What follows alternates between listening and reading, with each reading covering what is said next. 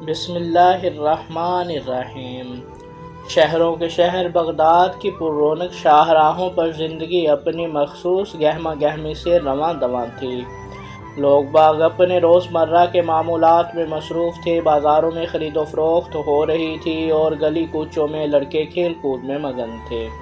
اچانک ایک شور اٹھا تھا، چہار جانب ایک ہلچل سی مچ گئی۔ لوگوں نے وہب کو دیکھ کر انگلیاں دانتوں میں لے لیں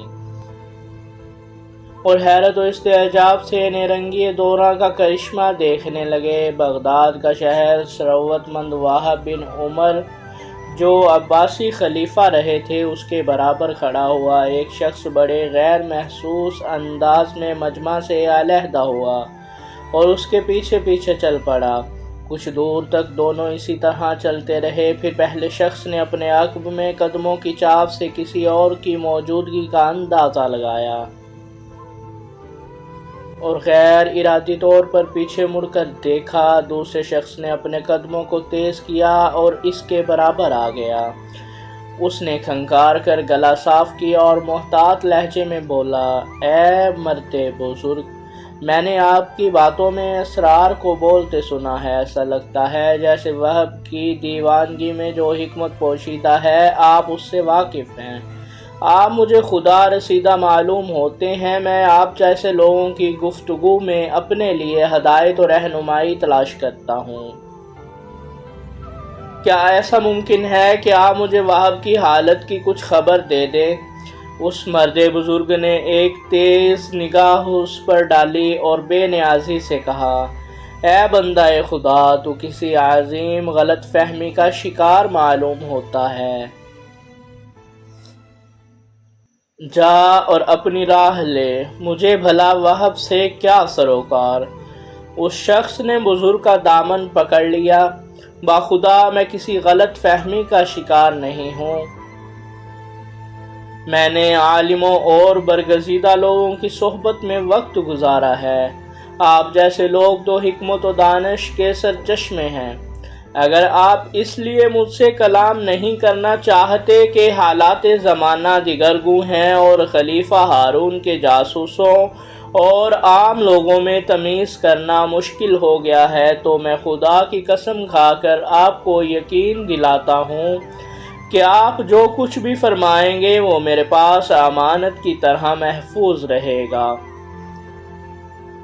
اگر میں اس میں خیانت کروں تو اللہ مجھے وہی سزا دے جو ایک خائن کی ہے۔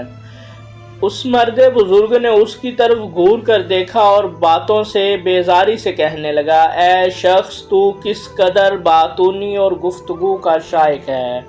میں نے تجھ سے جو کہہ دیا، میں اس بارے میں کچھ نہیں جانتا۔ وہ اتنا کہہ کر آگے بڑھ گیا، مگر اس شخص نے پیچھا نہیں چھوڑا اور اس کے ساتھ ساتھ چلتا ہوا بولا، میں خدا کی قسم کھا کر کہتا ہوں کہ میرا ہارون رشید اور اس کے حواریوں سے کوئی تعلق نہیں ہے۔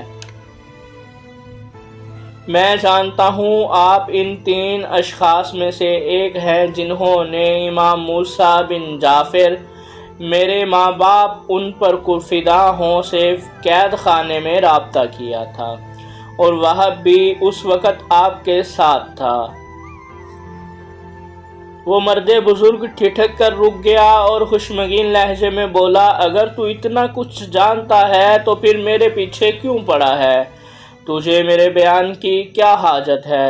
میں اہل بیت کا دوست دار ہوں۔ میں اس کٹھن وقت کی سختیوں سے واقف ہوں جو آل محمد کے بہی خوابوں کو درپیش ہے۔ امام وقت موسیٰ بن جعفر مسلسل قید میں ہیں۔ زندان کے دربانوں کی ان پر سختیاں دیکھ کر دل خون کے آنسو روتا ہے، مگر افسوس کہ ہم بے بس ہیں اور شاید بزدل بھی۔ یقیناً خدا کے یہاں ہم اس کے لیے جواب دہ ہوں گے۔ ان سے رابطہ کا کوئی ذریعہ بھی نہیں ہے۔ مجھے معلوم ہوا تھا کہ آپ نے کس طرح ان سے رابطہ کیا ہے، تو میں نے سوچا آپ سے ہدایت اور بصیرت حاصل کروں۔ وہ مرد بزرگ گونگوں کی سی حالت میں کچھ سوچتا رہا، پھر ادھر ادھر دیکھ کر بولا، اگر تم سچ کہہ رہے ہو تو اسے ثابت کرو۔ بصر و چشمہ آپ میرے ہمراہ تشریف لے چلیے، میری زوجہ مدینے کی ہے اور آل محمد کی آزاد کردہ کنیز ہے، ہماری دولت معدت اہل بیت ہے، آپ جیسی چاہیں مجھ سے قسم لے لیں، جیسا چاہیں اطمینان کر لیں۔ اس نے پوری سچائی سے کہا۔ مرد بزرگ نے اس کی آنکھوں میں دیکھا جو اس کے لفظوں کی تائید کر رہی تھی، اور کچھ سوچ کر اس کے ساتھ روانہ ہو گیا۔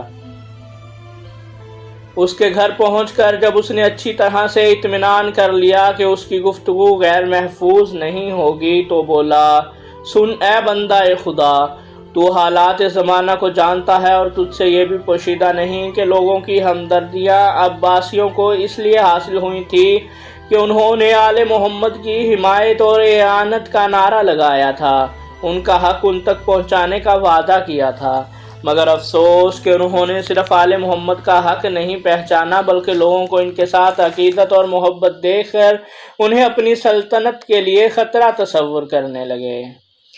سامعین، یہاں تک